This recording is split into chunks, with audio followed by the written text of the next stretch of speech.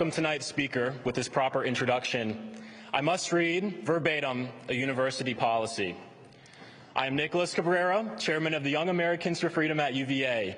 Any attendees who wish to disrupt our invited speaker or hinder the ability of other attendees to see or hear our invited speaker should, per university officials, relocate to the Homer Flat on the lower lawn just outside of this building.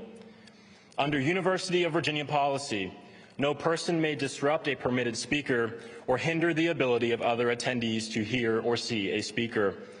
If you choose to disrupt our invited speaker or hinder the ability of other attendees to see or hear our invited speaker, the university officials in attendance will assess and remove a disruptive attendee in accordance with university policy when appropriate.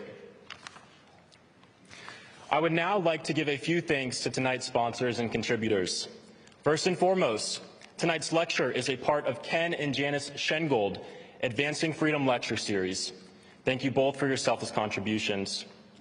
And tonight's lecture would not be possible without the participation of the Jefferson Council.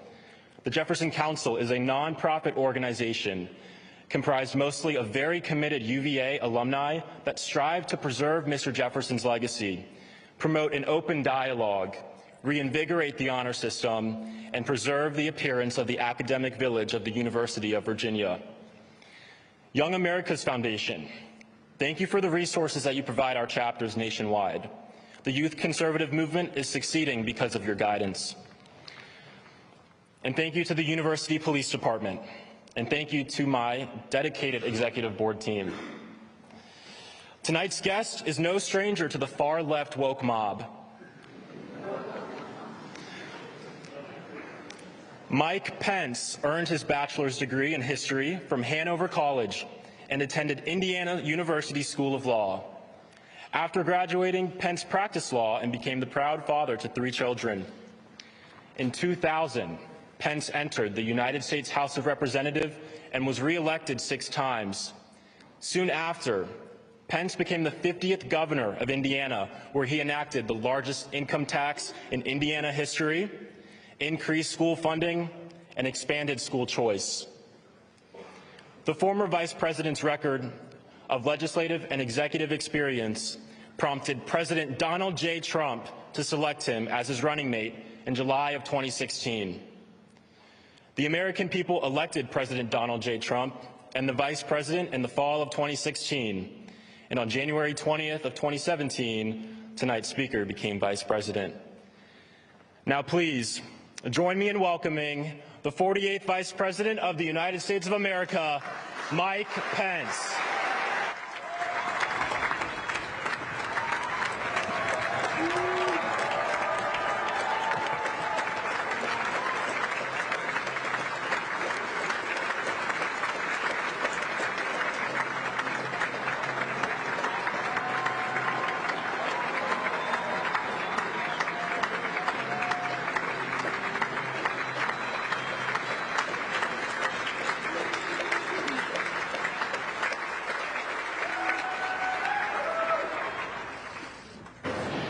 Well, hello, UVA.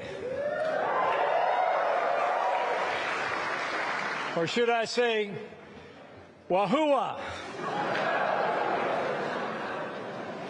I want to thank you all for being here tonight. I want to thank you for the warm welcome. And it is my great honor to welcome you to the Ken and Janice Schengold Advancing Freedom Lecture Series, sponsored by Young America's Foundation, here on the grounds of the school founded by the author of the Declaration of Independence. Thank you all.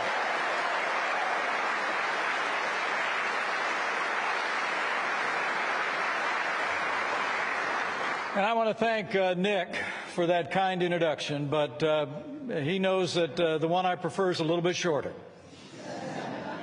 I'm a Christian, a conservative, and a Republican in that order, and it is my great honor to be on the campus of the University of Virginia tonight. You know, for more than 50 years, Young America's Foundation has been advancing the cause of freedom on campuses across the country, and it continues tonight. And I want to take just a moment to thank the UVA Young America's Foundation chapter. Many of the members are here tonight. They stood strong. They stood strong for the freedom of speech. They made tonight possible, and they do this generation credit. Will you join me in thanking UVA, YAF?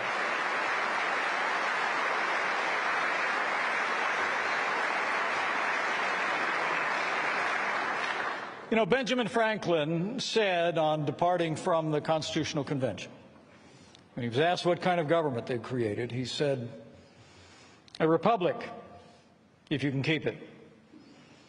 And conservatives know that we can keep our republic. And we will keep the torch of life and liberty burning bright for every generation to come. But we need this generation to be the freedom generation, starting right here at UVA.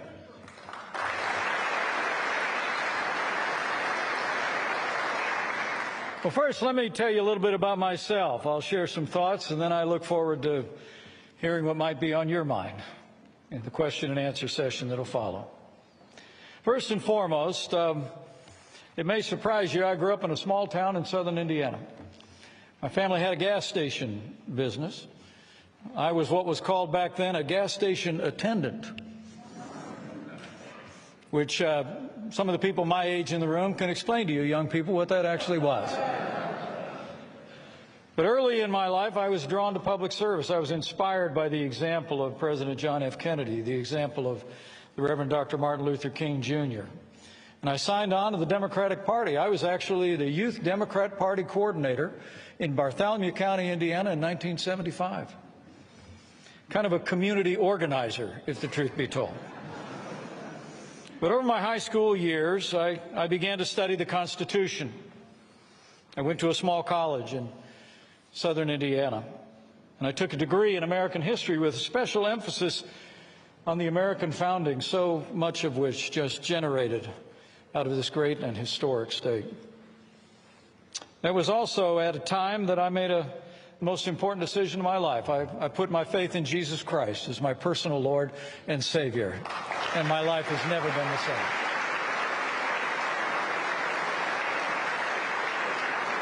At that time, my politics and my thinking about America actually began to shift. Much of that was impacted, candidly, by the voice and the inspiration of the 40th President of the United States, Ronald Reagan. You know, when I heard Reagan's optimistic vision for our country, a strong national defense, limited federal government, traditional values, it resonated with my heart. I signed up for the Reagan Revolution, and I've never looked back. Now, my career would take me into talk radio. I actually hosted a small-town talk radio show in Indiana for the better part of 10 years. It was kind of like Rush Limbaugh on decaf. But eventually I had the opportunity to run for and serve my hometown in the Congress of the United States. It was the dream of my life. And there I served in the Congress for 12 years, although it seemed longer. I went on to be the governor of the great state of Indiana, but you can imagine how humbling it was the day that I raised my right hand in January of 2017 and was sworn in as the 48th Vice President of the United States. And as I begin, let me just thank you. Thank you for the honor of serving as your Vice President. It was the greatest honor of my life.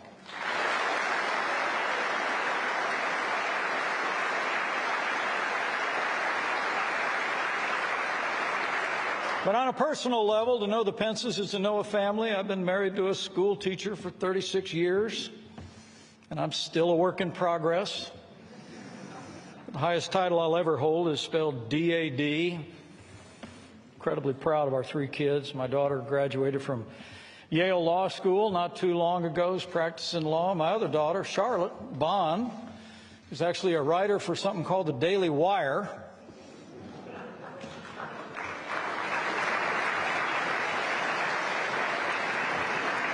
And my son is a captain in the United States Marine Corps who deployed last year in the service of the United States.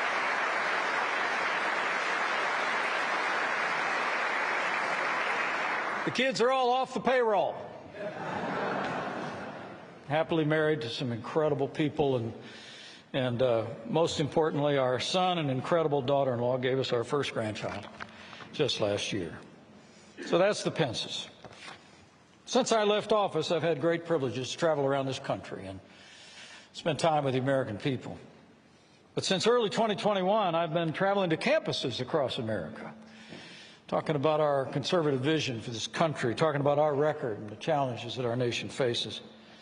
I've been serving as the Ronald Reagan Presidential Scholar for the Young America's Foundation, and with the impact he had on my life, you can imagine how humbling that's been for me. You know, President Reagan really was one of a kind. I mean, while he's universally admired today, it may surprise you to know that wasn't always the case. Before he was the great communicator, Ronald Reagan was the great disruptor, a conservative outsider who vigorously opposed the moderates in his own party and the establishment of his day. Reagan's victory in 1980 breathed new life into our party. It changed the course of the nation and ultimately changed the course of the world. You know, sometimes I think today we find ourselves in a very similar position. President Donald Trump was also one of a kind. He too disrupted the status quo, challenged the establishment, and then, as now, there is no turning back. You know, under the Trump-Pence administration, we actually achieved things that conservatives had only talked about for generations. And we did it all not by backing down, but by standing strong. And we did it all by standing strong for freedom. In 4 short years, in support of freedom, we rebuilt our military. We revived our economy, created 7 million good-paying jobs with less taxes, less regulation. We became a net exporter of energy for the first time in 70 years. We held China accountable for trade abuses and brought jobs back to the U.S. We reduced illegal immigration at our southern border by 90%. We crushed the ISIS caliphate, took down their leader without one American casualty, and in the face of the worst pandemic in 100 years, we launched the greatest mobilization since World War II, only in America.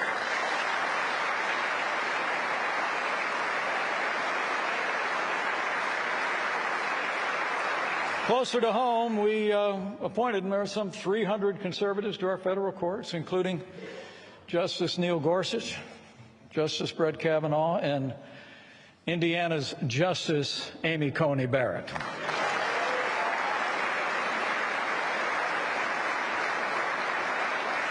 And for my part, I couldn't be more proud to have been vice president in the most pro-life administration in American history. In 48 months, our administration achieved the lowest unemployment, the highest household income, the most energy production, the largest trade deals, the most secure border, and the strongest military the world had ever known. But how times have changed.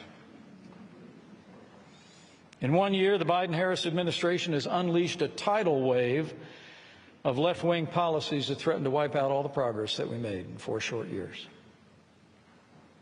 Frankly, Democrats have moved so fast in the last 14 months, sometimes I feel like the left hand doesn't know what the far left hand is doing.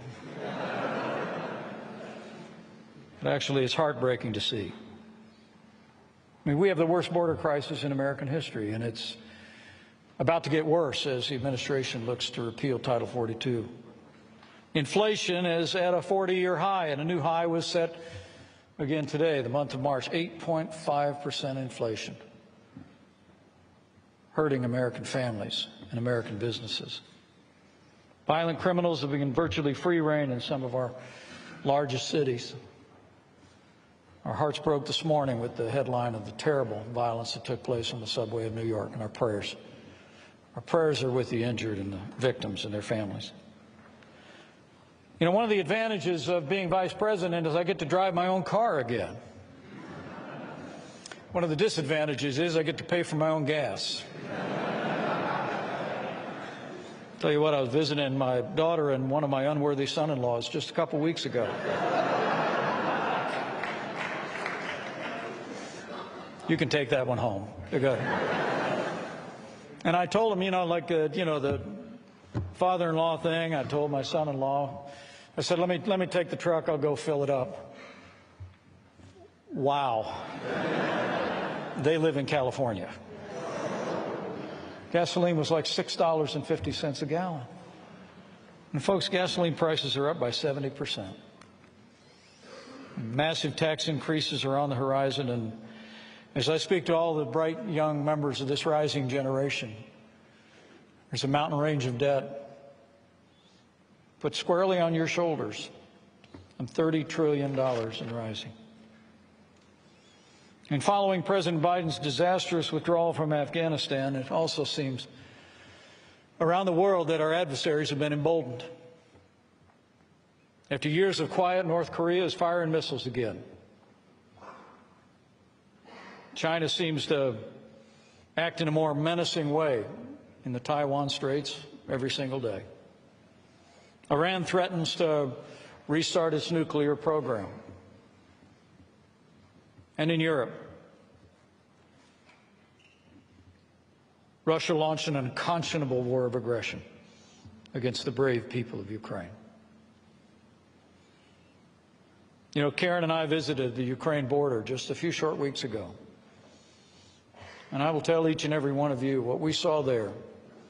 Throngs of women and children fleeing from the heartless and mindless violence being inflicted on the free people of Ukraine was something I never thought I'd live to see.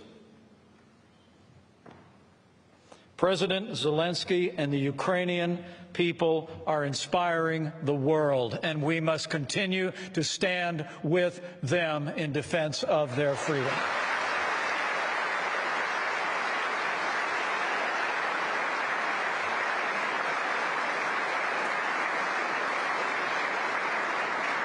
You know, I met President Zelensky when I was your vice president. I knew he had a quality. But I must tell you, to see him taking the stand, the courageous stand at great personal risk that he's taken to lead his people, it's deeply inspiring. I've also met Vladimir Putin. I've stood toe-to-toe with him, and I've told him things he didn't want to hear. And let me tell all of you, Putin only understands strength. And America must meet this moment with American strength.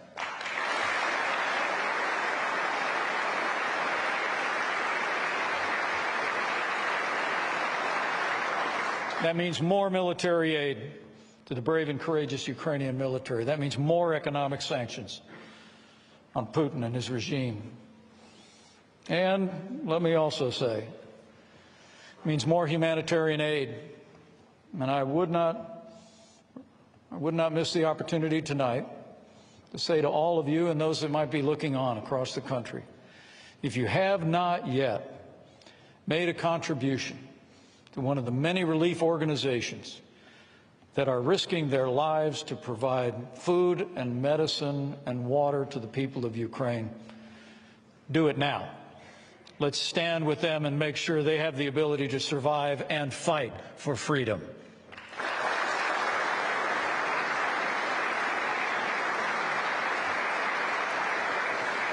So it's a challenging time for families in our economy. It's a challenging time on the world stage. But here at home, one of the most troubling developments this past year has been the Biden administration's all-encompassing assault on culture and values. Under the Biden administration, wokeism is running amok in our public schools and universities. Patriotic education has been replaced by political indoctrination. They abolished our 1776 Commission and authorized the teaching of what's known as critical race theory in our public schools. Critical race theory actually teaches children as young as grade school to be ashamed of the color of their skin. But let me be clear. Critical race theory is nothing more than state-sanctioned racism, and it should be rejected by every state in every city in this country.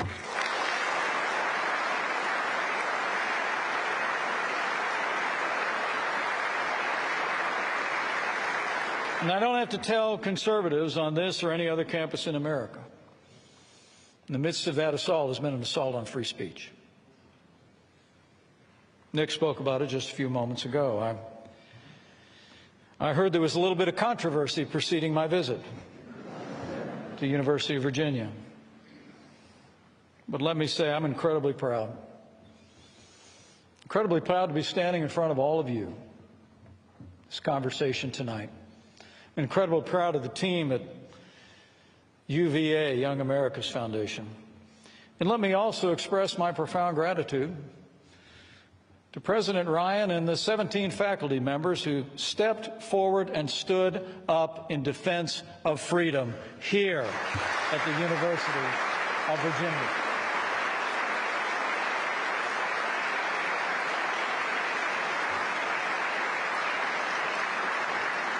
I mean, the antidote to cancel culture is freedom. The antidote to woke America is freedom. First Amendment of our Constitution reads, Congress shall make no law respecting an establishment of religion or prohibiting the free exercise thereof, or abridging the freedom of speech or of the press or of the right of the people to peaceably assemble and petition their government for redress.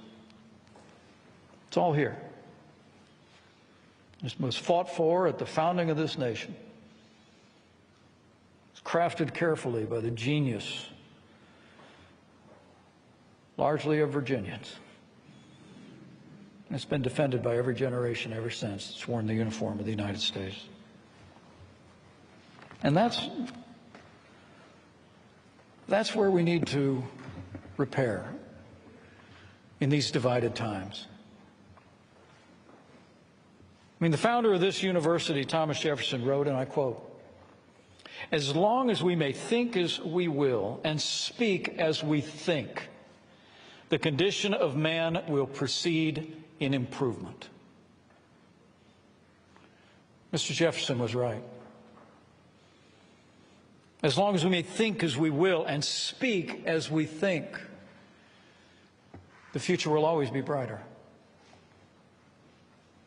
When he founded this great university, and I know tomorrow is Founders Day, he declared this institution will be based on the illimitable freedom of the human mind. And let me say to each and every one of you, your presence here tonight continues Mr. Jefferson's legacy from the founding of this university forward, and I'm grateful.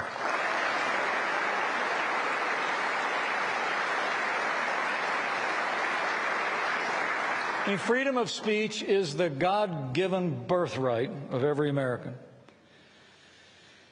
and we can never let the woke left take it away.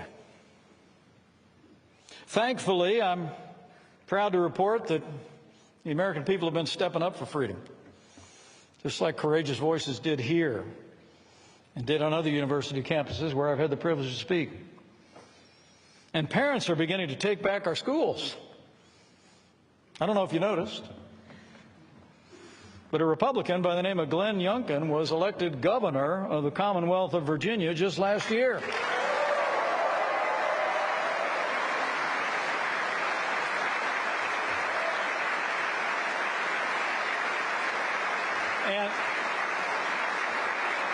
And I was in Loudoun County a few days before that election. I'm telling you what, that election was about education freedom. It was about empowering parents. People of Virginia can be proud. But it's not just happening in Virginia. I got to tell you, I was in San Francisco not long ago, just a couple of days after the most liberal city in America literally recalled 3 school board members who cared more about renaming public schools than reopening public schools. Turned them out. The American people are stepping up. And the truth is, where many on the left have spent years agitating for a culture war, it looks like they got it. And it looks like they're losing. Because this generation, I believe, is a freedom generation. And the truth is, every one of you must be prepared to stand on the ramparts of freedom in your life. I spoke to a young man at a reception just before we came over, and he said, you know, there's this thing that I read over the weekend about students on campuses around the country tend to self-censor because they feel they don't want to speak out in class if they share a conservative worldview. He says, "What do you suggest?" And I said, "Speak up and smile." And that's what all of you need to do. And when you do it, I want you to know, young men and women, you're going to be standing proudly on the legacy of people like Jefferson and Madison, one who founded this university, helped found this nation, and another who is the father of our Constitution. You know, Ronald Reagan said, "Freedom is never more than one generation away from extinction. It is not passed along in the bloodstream. It must be taught to the next generation and advocated for and fought for." And I want to challenge you, young people who are with us today, just prepare your minds for action. Prepare to be leaders in this freedom generation. You know, I lead an organization that just came up with a brand new agenda, working with some of the brightest conservative minds in the country. We called it a freedom agenda. You can find it at our website, advancingamericanfreedom.com. But beyond those ideas, I just want to encourage you to wrap your minds and your hearts around the founding documents of this country. And the truth is, the Who's have a special connection to the Declaration of Independence. That means you have a special connection to one of the greatest documents in human history. That's your heritage, and it's yours to cherish and protect and uphold. And I think as you think about these challenging times and what we can come together on, I point you to that Constitution. The preamble of the Constitution reads like a mission statement for the American people. It's our to-do list bequeathed by the founding generation of this country. It created this government to establish justice, ensure domestic tranquility, provide for the common defense, promote the general welfare, secure the blessings of liberty to ourselves and our posterity. As you reflect on those words, there are policies behind them. As we provide for the common defense, that means having a strong military, because peace comes through strength. It means it's having strong borders, because a nation without borders is not a nation. To establish justice, we must see to it that we are a nation that treats all our citizens equally. There can be no discrimination against any American for race or sex or religion, not in our criminal justice system, not in our hiring decisions, and not in college admissions.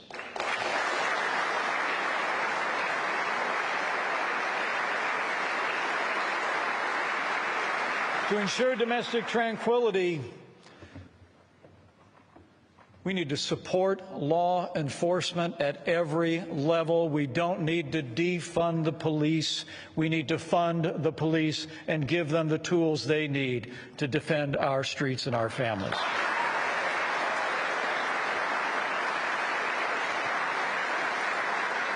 And to promote the general welfare, we need to embrace the principles of the free market economics that have created the most prosperous nation the world has ever known.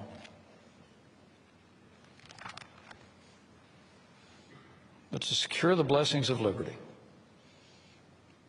for ourselves and our posterity, you need to be prepared, as so many of you have already done, to defend the ideals in the Bill of Rights. Freedom of speech, freedom of religion, the freedom of assembly, and the right to keep and bear arms.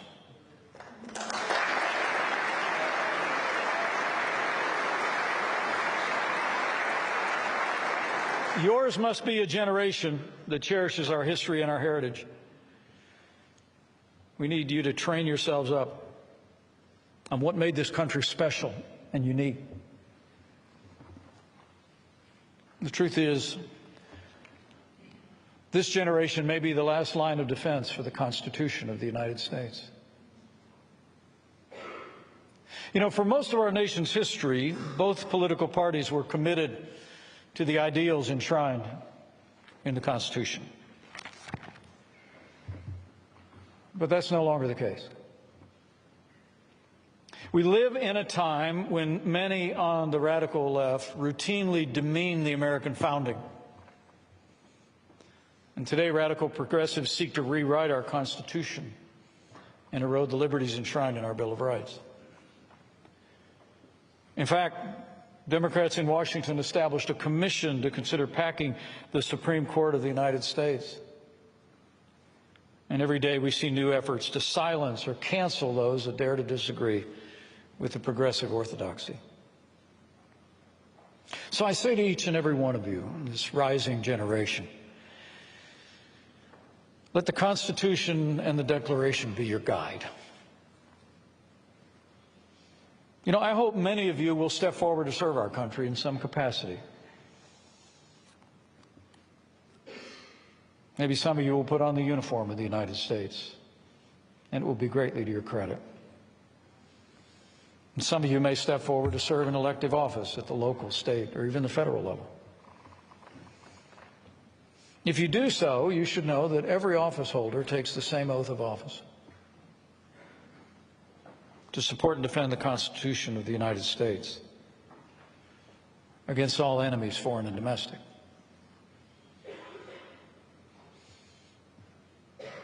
Nothing more, nothing less. You'll be asked to take this obligation freely, without mental reservation or purpose of evasion. And you'll be called upon to well and faithfully discharge the duties of the office to which you're about to enter. You know, I recited that oath the last time standing on the inaugural platform in January of 2017. I had the privilege of taking my oath of office on Ronald Reagan's Bible, and, as my kids insisted, on one of my own. Surrounded by family, I made a solemn promise to the American people and to someone else, because that oath ends with a prayer. So help me God. To those of you that will step forward and take that oath, whether it be in the uniform of the United States or in the service of this Commonwealth or this great nation, let me challenge you to become men and women who will keep your oath. You know, there's a common misperception in your generation that adversity creates character. You know, I don't think adversity creates character. I mean, the way you all put it is, you know, if it doesn't kill me, it makes me stronger. Well, I think if it didn't kill you, it just didn't kill you. Adversity doesn't create character. Adversity reveals character. The truth is, when the hard times come, when you are tested, you will be the men and women that you have prepared your heart and mind to become in every quiet moment before that day. For the sake of our nation and our future, we need you to be men and women who, as the Bible says, keep your oath even when it hurts. And I know you will. Because looking out at all the shining faces here today and the almost completely warm welcome I got walking across the grounds, I know you are the freedom generation. Just prepare yourselves. Do as the old book says, to grow in wisdom and stature and grace before God and grace before men. Become the kind of leaders upon which this nation will rely. And lastly, I would say to you, just remember the core of the American experiment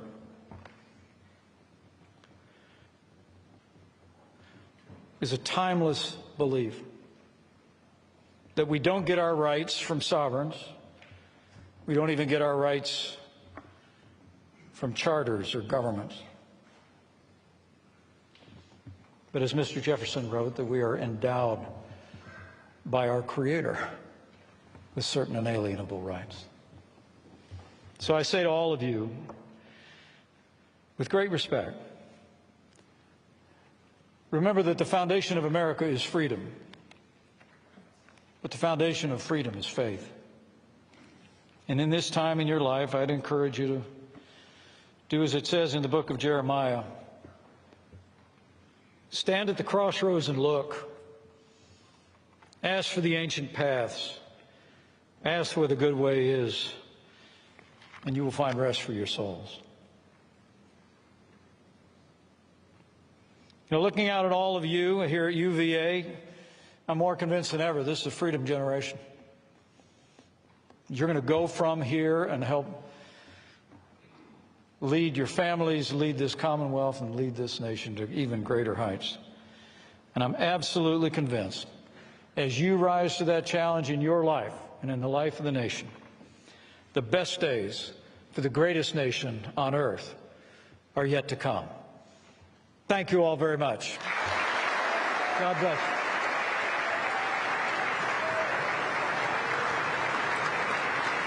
God bless you.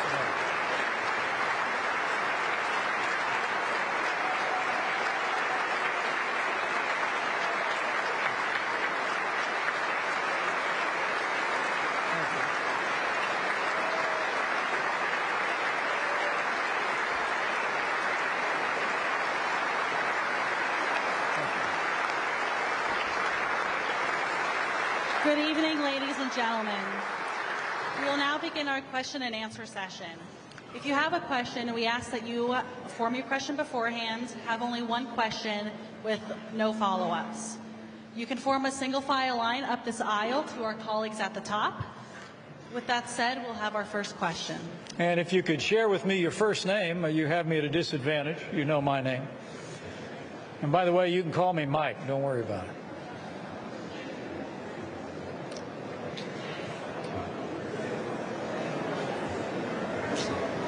Hello, Vice President Pence and everyone in attendance today. My name is Matthew Lawrence, and I'm a freshman here. What's your name again, son? Matthew Lawrence. Hi, Matthew. No matter what side of the aisle we lie on, one thing that everyone here has in common is that we all love UVA and that we care about it deeply. Yeah. UVA is steeped in traditions of excellence in every field. And my question revolves around how our tradition of excellence has recently been upended by the woke left. In recent years, UVA has emerged as an athletic powerhouse, winning a national championship in basketball, back-to-back national championships in lacrosse, and championships in women's swimming and diving. Recently, our tradition of excellence was broken, but not of our own volition. Emma Wyatt, a freshman and swimmer, the fastest swimmer in the nation, was robbed of a medal, beat by a man from the University of Pennsylvania.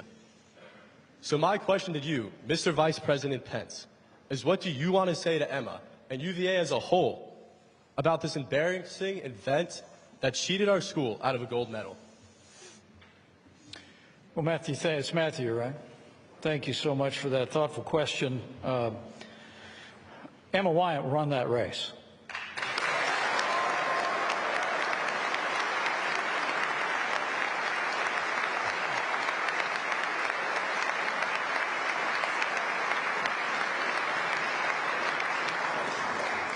You know, I know that in his State of the Union address, President Biden promised to stand for the God-given right of men to compete in women's sports.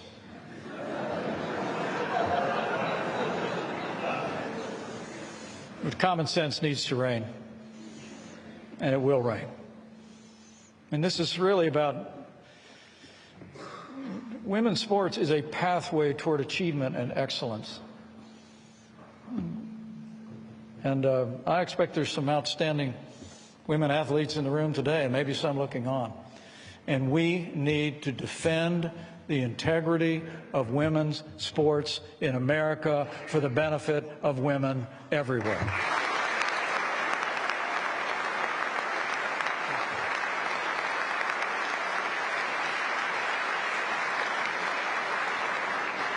And by the way, thanks for not rubbing that National Basketball Championship in this Hoosier's face.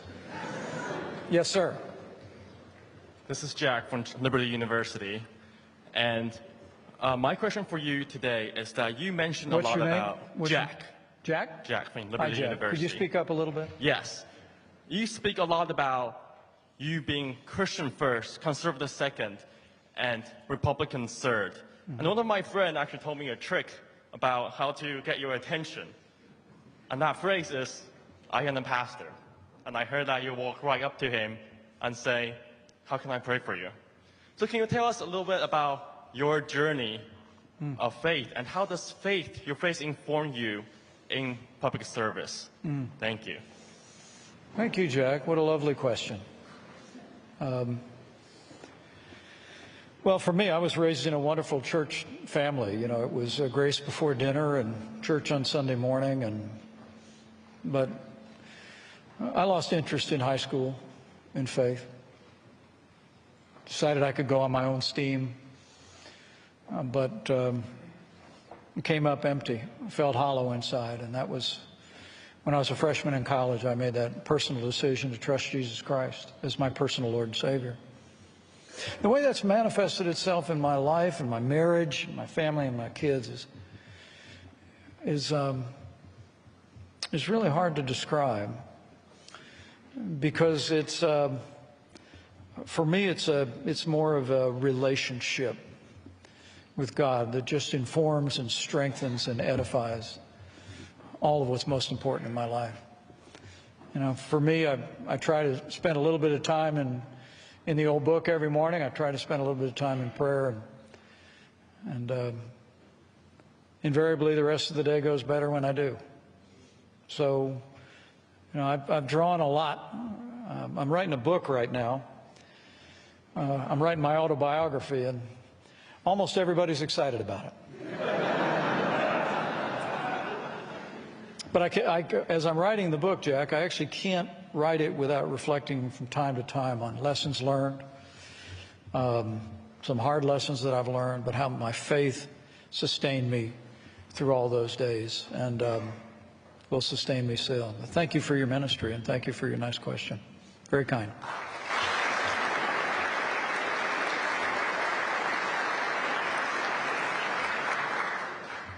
Hi, my name's Rob. Rob, hi, Rob.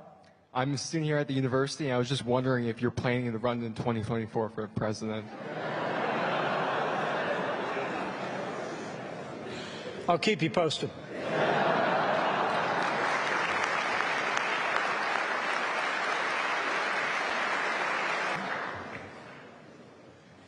Good evening, Mr. Vice President, and thank you for coming. My name is Scott. I'm a second year studying mechanical engineering and your own area of expertise, history. I have a theory about why we're so divided, and I wanted to ask about how we can fix it. I think that we've lost what I call the presumption of good intent, which is we assume that the people we disagree with disagree honestly in how we pursue the good, and we instead presume malicious intent, and that poisons our interactions and our conversations. And so I think that we need to restore that presumption of good intent. Otherwise, I don't feel very optimistic about our future. And so I wanted to ask what you think elected officials, individuals, media influence, and everyday people like myself and my fellow students can do to restore that presumption. I think that's a very eloquent comment. And let me say, you know, I like to say I'm a conservative, but I'm not in a bad mood about it. Right?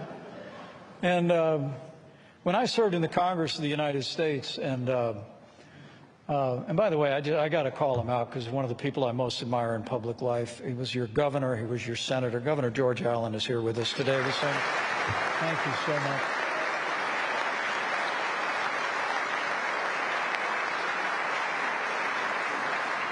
But the governor probably backed me up. I mean, you know, one of the dirtiest secrets in Washington, D.C. is that people actually get along pretty well. It doesn't look like that on cable television, right? I mean, I remember back in the day, I used to do Crossfire back when that was a hot show in my first 10 years in the Congress.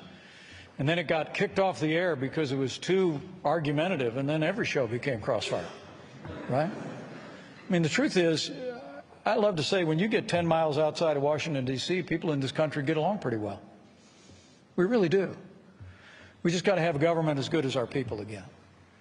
And I submit to you that for democracy to thrive, you have to apply heavy doses of civility.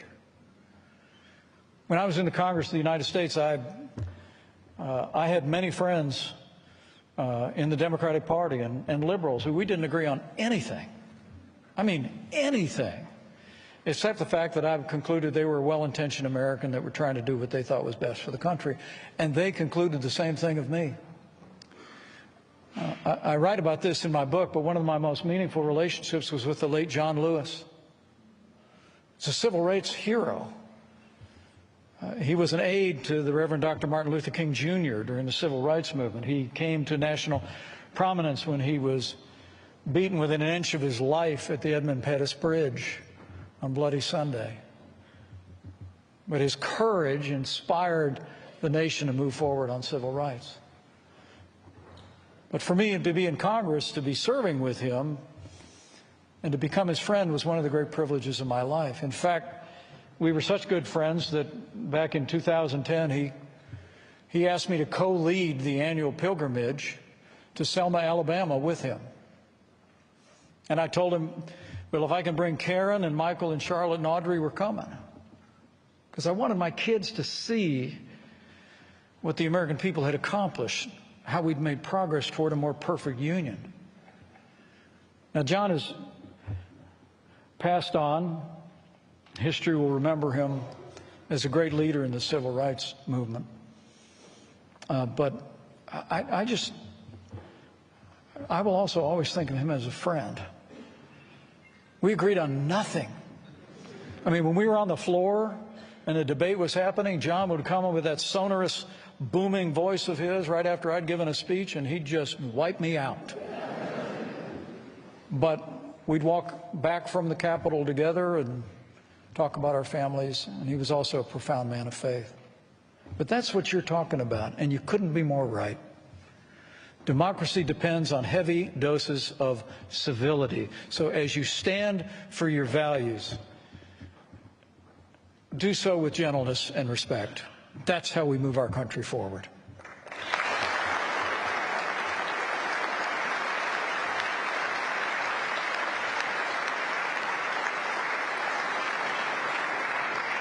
Hello, Vice President. God bless you, and thank you for being here. What's your first name? Jonathan Hagee. Hey, John, Jonathan. thanks. Nice to meet you.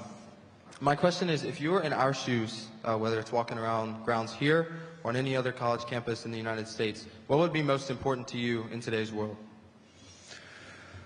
The first part of that question was a little muffled. Could you repeat the first part? Yes, sir. If you were in our shoes in today's world, walking around campus here or anywhere across the United States, what would be most important to you? Well, let me be honest and say I could have never gotten into University of Virginia. I mean, you people are incredible students. Well, it's a little bit of what I just said, John. I mean, for me, at the time in my life when I had hair the same color as yours, I was ready to go. I wanted to get going. I wanted to start making things happen. And the better part of that time in my life was when I developed the qualities of the inner man. I mean, get your nose in those books. These professors really are some of the best in the country. I mean, put your head down, develop the character qualities. If faith is important to you, and I suspect it might be by your reaction, develop that faith. I mean, use this time in your life to prepare for what's next. You know, Abraham Lincoln, who grew up in Indiana. I mean, we like to say, you know, Lincoln made Illinois, but Indiana made Lincoln. Abraham Lincoln had a great saying that he learned on the little farm in southern Indiana. He said, if I had 8 hours to chop down a tree, I'd spend 7 hours sharpening my axe. And I just say to you, this time in your life, sharpen your axe. and become men and women of integrity and prepare for the future. And I promise you, you become men and women with the qualities that people trust and admire, then hang on to your hat. I can testify firsthand, you'll never know. You'll never know where it'll take you.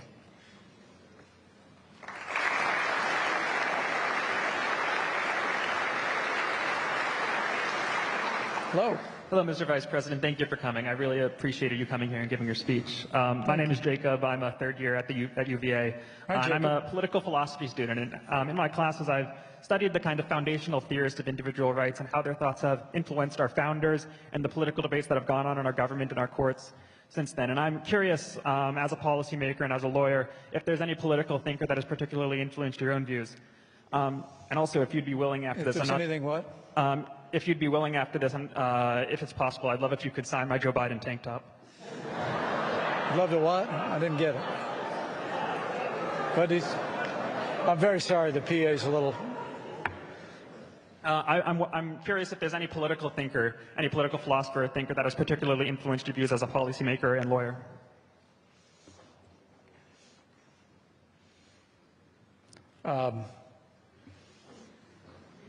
I still didn't get it. I was like sorting that out. I'm sorry.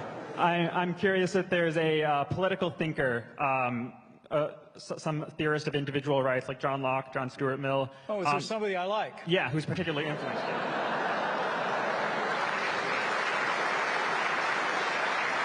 Okay.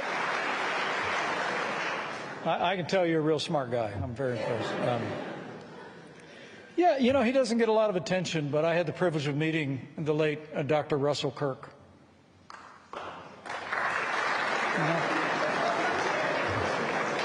I will tell you, it was right when I was getting my career started. I was running a little policy group in Indiana, and I'd read a couple of his books. He writes a book when he's at Yale.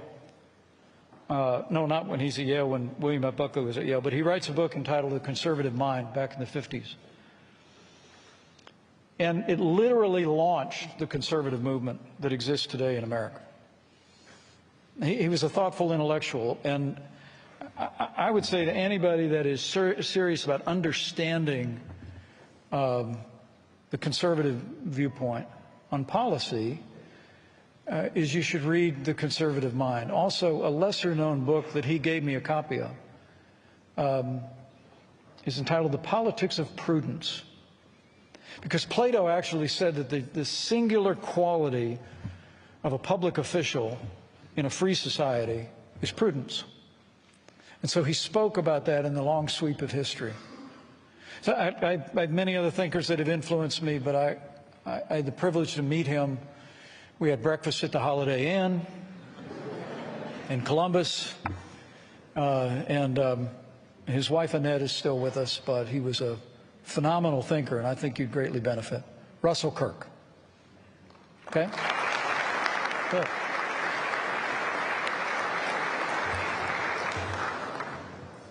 Ladies and gentlemen, this will be the last question of tonight. Hi, thank you very much for speaking tonight. My name is Lewis. What is it? I'm sorry. Lewis. Hi, Lewis. I'm just wondering, this is a bit of a hypothetical, but if one of your children... Are you a Phi Gamma Delta? Phi Pi Theta. It's the Jefferson Society. Okay. Yeah. Don't know my Greek. It's all Greek to me. I'm just wondering, if one of your children came out to you as gay, how would you respond? What would you tell them?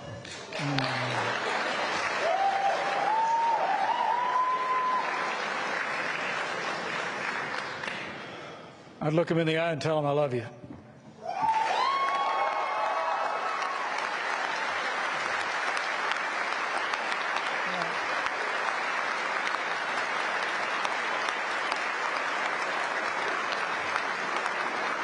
And let me say on this issue,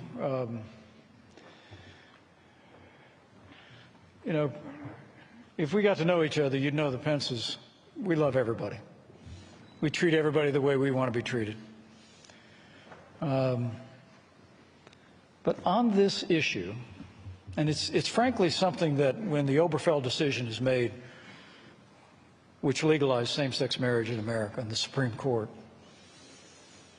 Justice Kennedy wrote at the end that this decision will likely create an intersection and a tension between people in same-sex relationships and people in the exercise of their religious liberty. And we've been on this debate now for roughly 7 years in the country. And it's extremely important, I think, that we go back, as I said tonight, to first principles. And the first principles represent, that the Congress shall make no law abridging the establishment of religion or prohibiting the free exercise thereof. I mean, the way forward in this country, although, I believe that marriage is between a man and a woman. I believe in traditional marriage, and I believe marriage was ordained by God and instituted in the law. But we live in a pluralistic society, and the way we go forward and the way we come together as a country united, I believe, is when we respect your right to believe and my right to believe what we believe.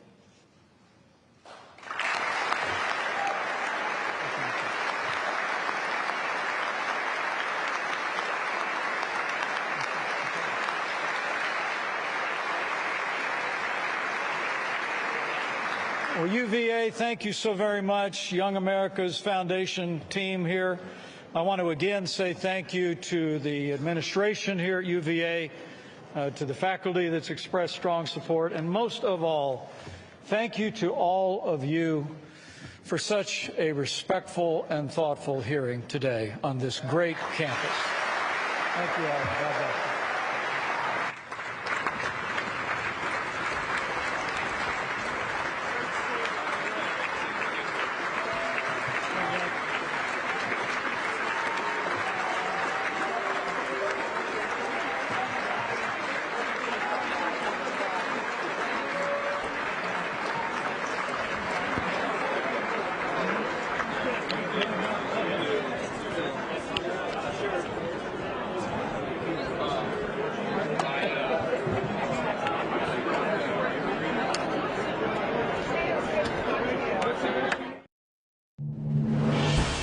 At least 6 presidents recorded conversations while in office. Hear many of those conversations on C-SPAN's new podcast, Presidential Recordings. Season 1 focuses on the presidency of Lyndon Johnson. You'll hear about the 1964 Civil Rights Act, the 1964 presidential campaign, the Gulf of Tonkin incident, the March on Selma, and the war in Vietnam. Not everyone knew they were being recorded. Certainly, Johnson's secretaries knew because they were tasked with transcribing many of those conversations. In fact, they were the ones who made sure that the conversations were taped, as Johnson would signal to them through an open door between his office and theirs. You'll also hear some blunt talk. Jim? Yes, sir. I want a report of the number of people that signed to Kennedy the day he died, the number signed to me now, and if mine are not less, I want them less right quick. Yes, sir. And if I can't ever go to the bathroom, I won't go. I promise you I won't go anywhere. I'll just stay right behind these black gates. Presidential Recordings. Find it on the C-SPAN Now